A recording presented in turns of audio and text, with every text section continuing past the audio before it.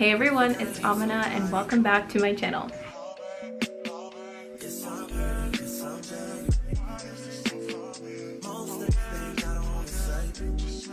If you could please give this video a huge thumbs up, that would really help me out so much engagement wise, and make sure you subscribe to this channel.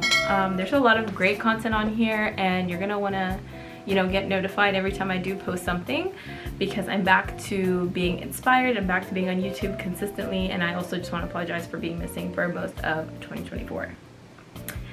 Okay, so in this video, I'm going to be talking about what I did to pass my AWS Cloud certification exam. It's the foundational exam, which I'll probably include an image here, but I will definitely link some details to the exam in the description box. I noticed that there was very much a demand for AWS cloud engineers, especially where I work, the type of work that I see other companies posting as well, that have a similar function to where I'm at. And I thought AWS is really big in the tech industry, and so I thought, why not do the foundational certification? Of course, I was horrified at the fact that I would actually be sitting for my first technical certification exam, and I really was like panicking a little bit, because I'm like, oh, who am I? I'm literally a former teacher. How can I possibly learn about the cloud and sort of like cloud engineering? But I did. So you can do it too, and I really encourage anyone to sort of take this exam. The fact that I passed it with absolutely no knowledge, I am purely confident that you can too, if you're able to sort of put in the time and the effort. I actually took a course through Udemy, and no, this is not a sponsored video. I am just putting out resources that I'm aware of for you all with no monetary gain right now.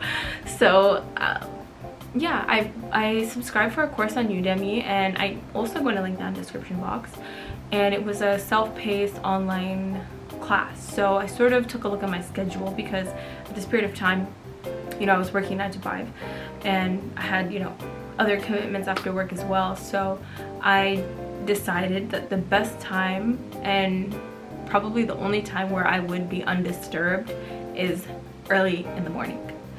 And I know a lot of us are not morning people. Some of us might find that late at night works better, or middle of the day. Whatever your schedule looks like, you should always do what's best for you. So what I decided to do was after Fajr prayer is like the early morning prayer for Muslims, which kind of changes based on when the sun rises at different points in the year, especially on the East Coast. But at this time, I think Fajr was probably around 5:30 a.m. ish. So I would just wake up, pray, and then just stay up, which is kind of what you're supposed to be doing anyway, not really going back to sleep. And in Islam, which is my religion, that time after Fajr is like a really blessed time for you to sort of be productive and begin your day. You really should be beginning your day at that point in time anyway. So I would just wake up, do my prayer, and then log into Udemy and take the course that I registered for, and sort of watch.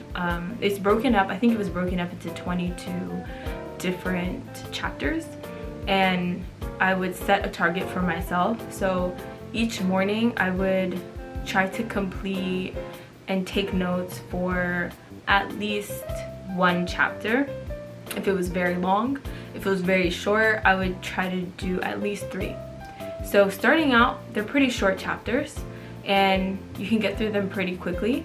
And in the online training, the instructor screen shares, and he walks you through everything. So if you're a visual learner, it's great for you. I definitely am. And I also work best with typing out my notes.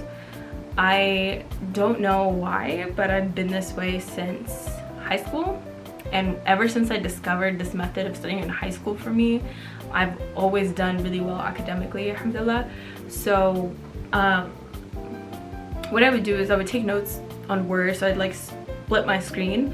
Half my screen would be the course, going and playing, and the other half would be me just sort of taking notes, capturing screenshots, copying, pasting those screenshots into my Word document. And eventually, guys, I had a Word document that was, I want to say, something ridiculous. It had to be like 40 pages, I'm not even gonna lie.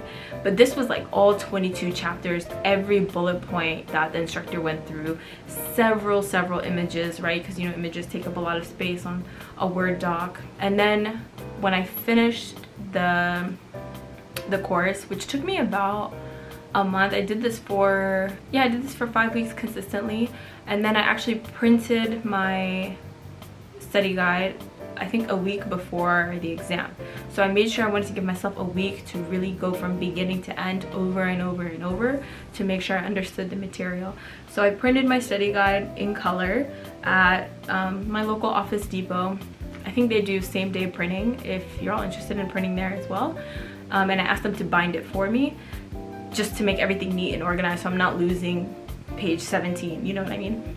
So this was my method of study. You know, I would do my studying in the morning, make breakfast quickly, and then log in at 9 a.m. And I also worked remote. I forgot to mention that. That's very important because that would be very hard to do if I had to go to the office. But again, you know, set the time you want to take the exam realistically. For me, because I was remote, I gave myself those 5 weeks to do it, beginning to end. Now that, you know, I am going to the office 2 days a week, I'd probably give myself 3 months, to be completely honest.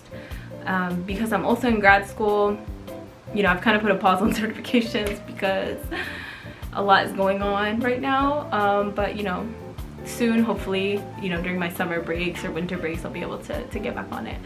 So, yeah, that's kind of what I did, and it worked for me. I think, you know, I'm Muslim, which should be obvious at this point.